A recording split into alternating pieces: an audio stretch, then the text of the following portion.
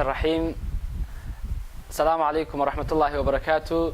دمان أرضيدا ميلودا naga daawanaysaan ku soo dhawaada aqoon tabiyaha Somali Academy iyo casharkeennii chemistry-ga ee form 2ga waxaynu maanta halkan ku soo gudbinaynaa casharkeennii afraad ee ka waramayay maatarka iyo gogol dhiga aynu ku sameeynay maatarka waxaynu maalmihii u dambeysay soo qaadanay states of matterka iyo particle theory-ga iyo waxa shayga oo ogolaaday inuu noqdo solid iyo waxa shayga oo ogolaaday inuu noqdo liquid iyo waxa shayga ka dhiga gas waxaynu hadaba caawa soo koobaynaa summary-gani waa koobid aynu ku sameeynayno casharadii aynu soo dhiganay ee saddexda ahaa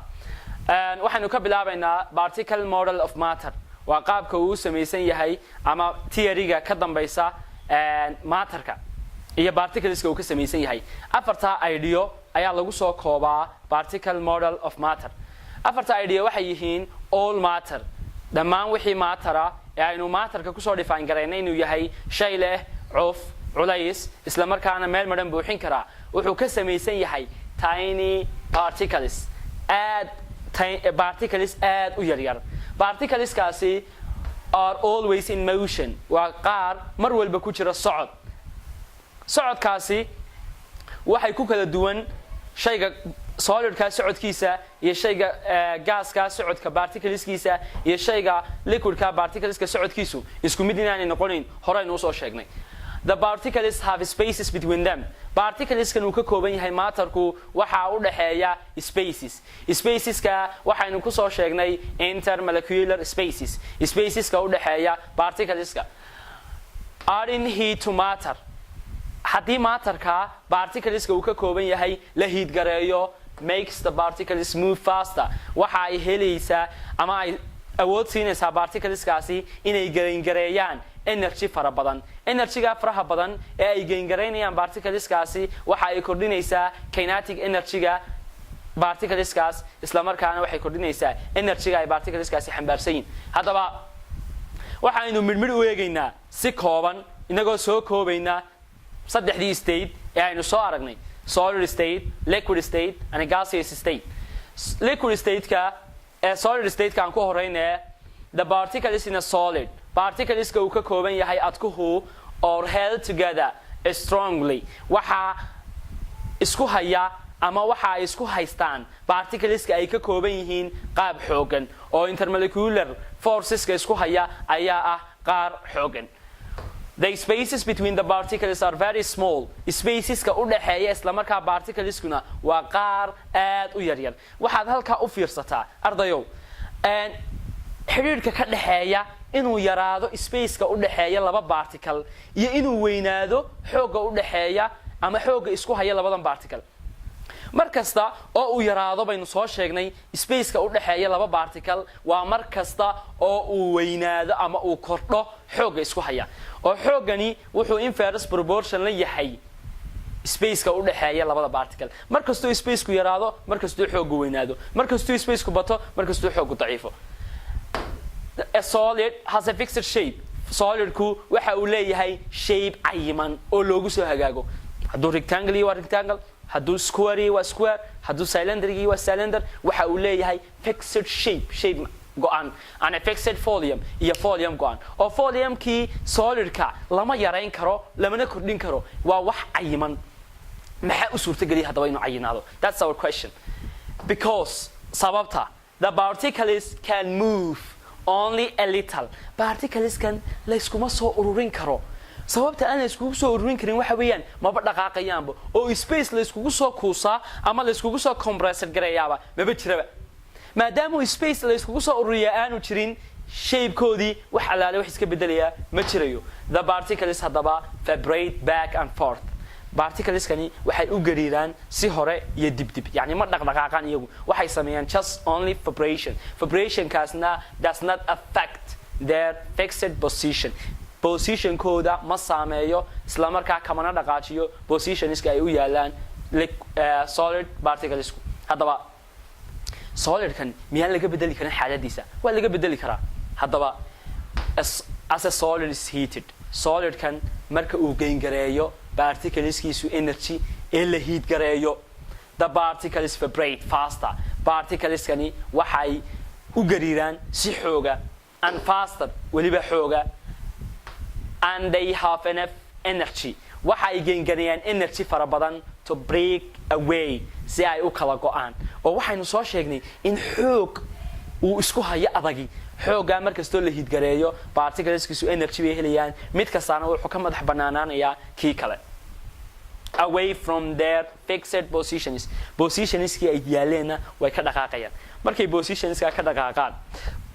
waxa dhacaya the particles can move way dhaqaaqi karaan iminka oo maxay u suurtageliyay inay dhaqaaqaan dee xoogii isku hayay ee u diidanaa inay dhaqaaqaan ayaa daciifay markastuu daciifay markuu daciifayna waxa u suurtagalay inuu dhaqaaqo freely si xor u dhaqaaqaya the change haddaba isbedelkaa ku yimi particleskii is haystay ee xoogga isku haystay ee aan dhaqaaqayn een socod samaynayn ee gariirka u samaynayay isbedelkaa ku yimi ee ka kaxeeyay solidkii isbedelkaa ka kaxeeyay wuxuu u suurtagelinayaa inuu shaygii adka ahaa uu noqdo dareere isbedelkaana waxaa loo yaqaanaa melting shaygii solidka ahaa melting baa ku dhacay haddaba the reverse of melting yani cagsiga ama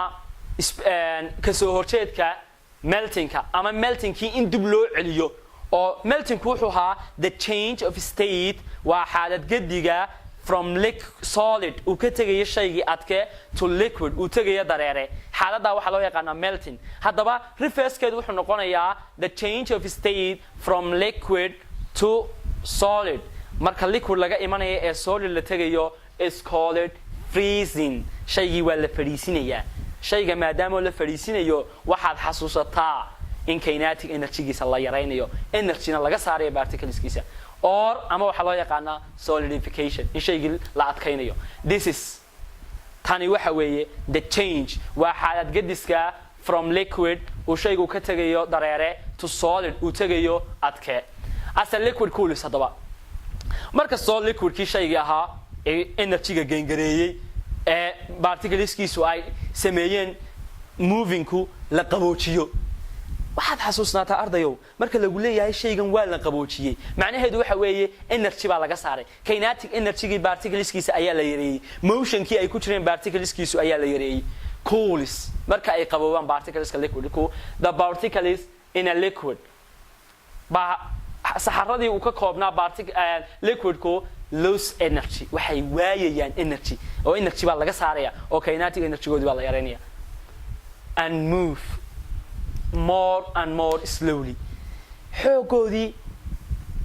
dhaqaaqoodii faraha badnaada wuu soo yaraanaya markastuu dhaqaaqoodii soo yaraanana they settle into a fixed position mid kastaa wuxuu ku goosanaya ama uu ku qaboobaya meesha uu ku qaboobay maadaama uu iska bedelayn waxaa la odhanayaa that liquid has frozen waa la qaboojiyey oo waa la fadhiisiyey oo waa biyaha markaynu talaagada gelino wax kale kuma samaynayno energy-gii biyahan ay lahaayeen ayuunbay talaagadii ka saaraysaa wuxuu noqonayaa adke ama solid or solidified ama waa la adkeeyey haddaynu intaa kaga nimaadno ama aynu soo koobno solidka waxaynu nidhi wuxuu ka kooban yahay particleska wuxuu kala siman yahay particleska stateska kale motion bay ku jiraan spaces baa u dhexeeya xoog baa isku haya haddaba muxuu kaga duwan yahay xoogga isku haya waa mid xoogan oo aad u xoogan spaceska u dhexeeya waa mid aad u yar waana ka u suurtageliyay inuu xooggiisu weynaado particleska solidku waxa kaloo aynu sheegnay in ay leeyihiin fixed shape fixed volume meeshooda aanay ka dhaqaaqin socod aanay samayn vibration ay sameeyaan statekooda laga bedeli karo haddii la hiidgareeyo loo bedeli karo liquidkana loo soo bedeli karo solid haddii laga saaro energy-ga intaa haddaynu kaga nimaadno solidka waxaynu imanaa liquid oo maxaa tahay liquid hore aynu soo sheegnay waa state ka mid ah xaaladaha uu maatarku maro isla markaana waa xaalad uu shaygani leeyahay particleskiisu ay ku jiraan socod energy kuwii solidku ay lahaayeenna ku ka badan leh the particles in a liquidka ama saxarada uu ka kooban yahay ee yaryar ee liquidku ka samaysan yahay are separated by waxa kala saara spaces yani waxa u dhexeeya gap ama space that are large enough kaasoo weyn oo ka weyn marka loo eego kii solidka kaasoo u ogolaanaya particlesku to slide past each other inay isdul sabeeyaan oo particleska liquidku way isdul dhaqaaqaan iyaga isdul dhaqaaqa waxana ay u shubmaan ee ay flowingka u sameeyaan wax kala ma aha particleskiisi baa isdul sabeynaya waxa taana u suurta galiyay waa spaceska u dhaxeeya oo batay aan xoog u badnayn laakiin ka badan kii solidka spaceka batay waxa suurta galiyay inuu daciifo xoogii isku hayay particleskiina ay fixed position aana yeelan ee ay dhaqdhaqaaqaan dhaqdhaqaaqa ku yimi hadaba waxa uu shiinayaa ama uu ka kaxaynayaa wixii la oranayay fixed shape ma yeelanayo because wax sabaynaya oo socsoconaya shape gaar ma yeesho wuxuu noqonayaa hadba meeshii lagu shubo noocay u egtay hadii rectangle lagu shubo rectangle buu ekaan hadii lagu shubo dhululuba ama cylinderna qaabkaas uu yeelanaya a liquid dareeruhu takes wuxuu qaataa the shape of its container and containerka ama qaadaha uu ku jira shape-ka uu leeyahay hadba because maxaa yeelay the particles can move particlesku way dhaqaaqayaan around more freely than they can iyaga isdhex soconaya si freely-na way u dhaqaaqayaan marka loo eego solidka oo solidku iyagu waxay lahaayeen fixed shape and fixed position meeshooda kama dhaqaaqayn hadday sameeyaan motionna meeshooday ku vibrate garoobayeen back and forth they are held close together waxa isku haya xoogaasi laakiin wuu ka yar yahay kii solidka isku hayay therefore sidaa awgeed liquid has a fixed volume buu yeelanayaa cayiman xoogii isku hayay arday u fiirso wuxuu u suurta gelin kari waayay inay meeshoodii joogaan wuu suurta gelin kari waayay oo meeshoodii way ka dhaqaaqayaan laakiin wuxuu ka kaxayn kari waayay inay volume yeeshaan oo la iskuma soo cadaadin karo oo volume-koodii ahaa 20 millimeter cubic oo kale ama 20 litir shaygii ahaa dee kama dhigi jirtid 30 litir 10 litir kama dhigi kartid oo iskuma soo ururin kartid oo squeezing ama compressing kuma samayn kartid waxa taana u diidaya xoogooda wana liquid absorbs hadaba liquidki marka uu gain gareeyo ama uu nuugo heat energy marka uu nuugo waxaad xasuusataa inaynu nidhi hadba energy-ga uu shaygan haysto ayuun baa ka dhigtay ama liquid ama solid ama gas hadaba energy buu gain gareeyay markuu energy gain gareeyay maxaa ku dhacay particleskiisii waxay helayaan energy fara badan energy-ga faraha badan ee ay heleen waxay u suurta gelinayaan inay move freely ay u dhaqaaqaan si xora ay u dhaqaaqaan quickly waliba iyagoo degdegaya some of the particles gain enough energy to break free to each other particle space-kii u dhaxeeyay yaraa mid ka badan baa soo baxaya maxaa yeelay waxay gain gareeyeen energy ka badan kii hore ee u suurta geliyay inay isdul dhaqaaqaan mid ka badan bay gain gareeyeen taas waxay u suurta geliyay inay in all direction u dhaqaaqaan dhinac walba hadaba dhaqaaqa ay sameeyeen waxay u bedelaysaa liquidkii hadda la soco dhaqaaqa kaliya ee ay sameeyeen iyo energy ay gain gareeyeen ayaa u suurta gelisay inay ka tagaan liquid state xaaladii dareeraha oo ay u tagaan to a gas state xaalad maxay neefa ama hawa the change from liquid hadaba xaalad gadiska ama isbedelka ku imanaya ee laga tagayo from liquid dareere to a gas ee la tagayo maxay hawo ama neef is called evaporation oo mibax shaygii waxa ku dhacaya vaporization ama evaporating the surface of liquidka ama shaygii yaalay dareera ahaa ayaa wuxuu gain gareynayaa energy-ga uu gain gareeyay waxay u suurta gelisay in ay particleski escaping from each other midba ka kale ka cararo ay noqdaan qaar u duulaya in every direction walba isla markaana helay energy fara badan hadaba reverse baa lagu samayn karaa wala soo celin karaa particleski kala yaacay ee evaporationku ku dhacay ee midba meel ka tagay ee energy-ga faraha badan gain gareeyay ee spaceski u dhaxeeyay badiyay ee xoogii u dhaxeeyay daciifiyay ee free-ga ahaa wala soo celin karaa process-ka lagu soo celin karana waxa loo yaqaanaa condensation process-ka lagu soo celinayana wax kala ma aha energy-gii ay heleen ayun baa laga saaraya energy baa u suurtageliya Soomaa inay dhaqaaqaan energy baa laga saaray processka laga saarayna waxa loo yaqaanaa condensation qaboojin as a gas hadaba maadaama gaaskii ama particleski gaaska ee energy-ga helay la qaboojiyo the particles in a gas yani saxaradii uu ka koobnaa gaasku waxay waayayaan energy markasta energy waayaana dhaqaaqoodii ama xoogoodii waxa ku dhacaya dhaqaaqii ay dhaqaaqayaan waxa ku dhacaya inuu yaraado xoogoodina uu weynaado mar walba waxaad u fiirsataa they are inversely proportional xooga shayga isku haya iyo dhaqaaqa uu sameeynaya waa qaar isku ah qaab cagsiga isku la kordhaan markastuu xoogu kordho dhaqaaqu uu yaraanaya markastuu dhaqaaqu bato xoogu uu yaraanaya energy-ga laga saaray particleski wuxuu dejinayaa ama uu yareynaya dhaqaaqoodii markastuu dhaqaaqooda yareeyo xoogiibaa badanaya particleskiina waxay kusoo noqonayaan liquid gas bay ka imanayaan xaggee kusoo noqonayaan liquid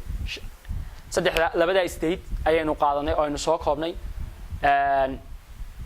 intaasaynu caawa cashirkeena kusoo afmeeraynaa oo bahda Soomaaliya Academy iyo Macallin Cabdullaahi oo idinkaga tagaya. Assalaamu calaykum waraxmatullaahi wabarakaatuh.